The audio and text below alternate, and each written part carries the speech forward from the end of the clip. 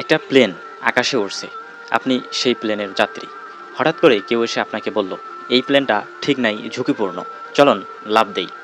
আপনি বললেন, লাফ দেব? নিচে কি? সে বলল, জানি না, নিচে মাটি, পাহাড়, সাগর সব কিছুই হতে পারে। তবে আমি তো প্লেনটা ছেড়ে দিচ্ছি, আপনিও ছেড়ে দেন। আপনি তখন আরও বললেন, আপনার কাছে প্যারাশুট আছে? সে বলল, না, নাই।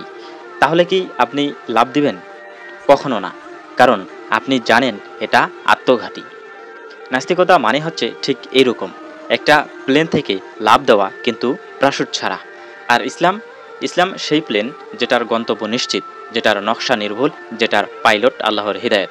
কিন্তু আজকাল কেউ কেউ নিজেকে সাবেক আলেম, সাবেক দায়ী, এমনকি সাবেক মুফতি বলে পরিচয় দিয়ে ইসলামকে ভুল সাব্যস্ত করতে চাইছে। বাংলাদেশে এমন একজন ব্যক্তি আছেন যিনি নিজেকে মুফতি আবদুল্লাহ আল মাসুদ নামে পরিচয় দেন। আগে তিনি ইসলাম নিয়ে কথা বলতেন, এখন নিজেকে তিনি নাস্তিক দাবি করেন। তাকে একজন মুসলিম ভাই সাজ্জাতুল মাওলানা শান্ত প্রশ্ন করলেন, আপনি যদি সত্যের পথে এসে থাকেন তবে প্রমাণ দিন যে নাস্তিকতা সত্য। ধর্ম ছাড়া এই জগৎ, এই জীবন, এই নৈতিকতা সবকিছুর ভিত্তি কিভাবে টিকে থাকবে? কিন্তু মাসুদ সাহেব উত্তর দিলেন না, বরং তালবাহানা শুরু করলেন। এড়িয়ে গেলেন প্রশ্ন। কেন? কারণ সত্যকে অস্বীকার করা যায়, কিন্তু বাতিলকে সত্য হিসেবে প্রমাণ করা যায় না। নাস্তিকতা হচ্ছে এমন একটি বিশ্বাসহীন বিশ্বাস যেখানে সৃষ্টি আছে কিন্তু সৃষ্টিকর্তা নেই, যেখানে ভালো মন্দ বলে কিছু নেই, অথচ তারা বলছে ধর্মমন্দ।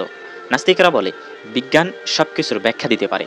তাদের জিজ্ঞেস করা হোক, তোমার চেতনা কোথা থেকে এলো? তোমার নৈতিক বোধের উৎস কী? তোমার ভালোবাসার গঠনসূত্র কী? তারা জবাব দিতে পারে না, কারণ আত্মা, নৈতিকতা, উদ্দেশ্য এসব কোনো পরীক্ষাগারে ধরা পড়ে না।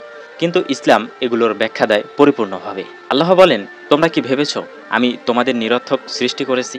নাস্তিকেরা ধর্মকে প্লেন হিসেবে দেখায় এবং মানুষকে আহ্বান করে প্লেন থেকে নামতে, কিন্তু তারা বলতে পারে না নামলে কোথায় যাব, কোথায় আশ্রয় পাবো, কারণ তারা নিজেরাই জানে না, তারা কোনো প্রাসুড হাতে দেয় না, শুধু বলে তুমি স্বাধীন, লাভ দাও।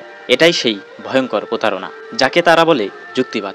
সত্য কথা হলো, মানুষ সৃষ্টির সেরা জীব, কারণ তার কাছে হৃদায়ত এসেছে। ইসলামই হলো সেই হৃদায়ত।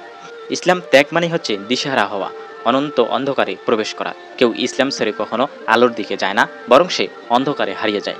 আপনি প্লেন থেকে লাফ দিয়েছেন, কিন্তু মাটিতে পড়ার আগে বুঝেছেন আপনার ভুল হয়ে গেছে। তখন আর ফেরার সময় নেই। জীবনটা এমন, একবার পেরিয়ে গেলে আর ফেরার সুযোগ নেই। তাই এখনই সিদ্ধান্ত নিতে হবে, আমি কোন বিমানে থাকব, কোন গন্তব্যে যাব। আসুন আমরা প্লেন থেকে লাফ না দেই, বরং সেই প্লেনেই থেকে যেটার পাইলট আল্লাহ, আর যার মানচিত্র কুরআন, আর যার পথেও রাসূল সাল্লাল্লাহু